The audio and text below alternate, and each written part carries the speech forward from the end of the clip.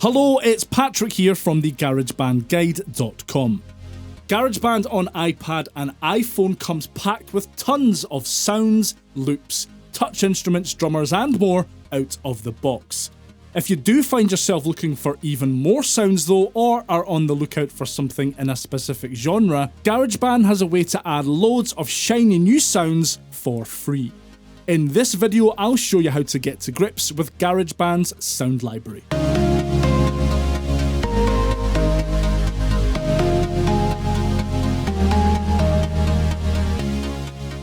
You can find the sound library in GarageBand's sound browser or by tapping the More Sounds icon found next to many of GarageBand's different touch instrument icons.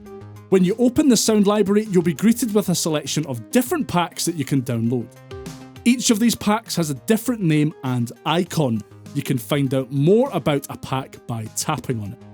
You'll get an in-depth description of the pack, a list of what's included with the pack, and the ability to preview some purpose-built music that makes use of the contained sounds.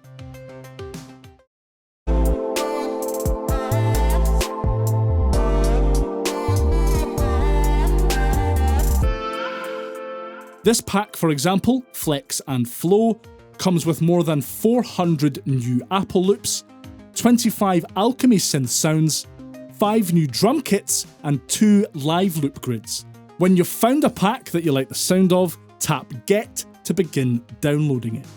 You can also add or delete sound packs if you want using the Manage Packs menu in the top left of the screen here. This menu shows how much space each pack takes up in your iDevice's storage. You can also add packs from here directly, so if you just want to download everything, doing it here is going to be the easiest way. So where will you find all of your shiny new sounds? The pack I just downloaded, Flex and Flow, contained 400 new Apple loops. To find them, I'll need to switch to the Tracks view. I don't have anything recorded yet, so the easiest way to access the Tracks view from here is by opening the drummer. From here, I can tap the Tracks icon and we're in. Now, if I tap the Loops icon in the top right of the screen, the loop browser will open. If I tap Filter By, I can move through these menus and choose to only see loops from a specific pack. So if I choose Flex and Flow here, all the loops in the loop browser will be from the Flex and Flow pack.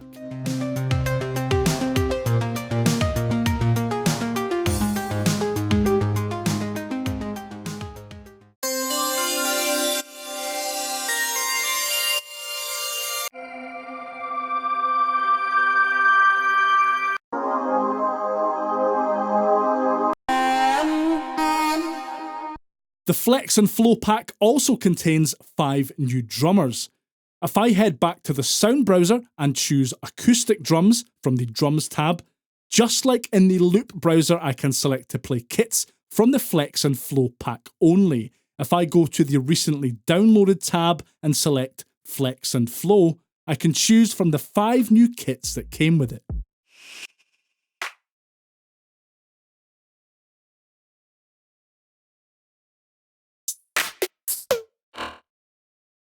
It's a similar story for the Alchemy synth patches. If I open the Alchemy synth and scroll through some of the instrument sounds on offer, the sounds that came with the Flex and Flow pack are clearly marked.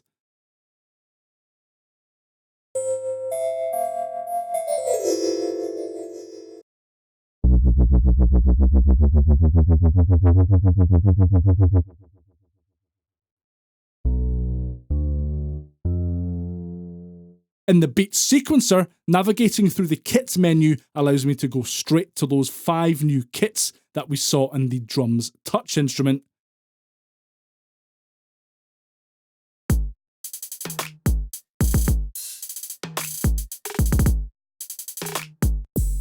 And opening the Grids menu allows me to access the 2 new Live Loops grids that also came with the Flex and Flow pack download.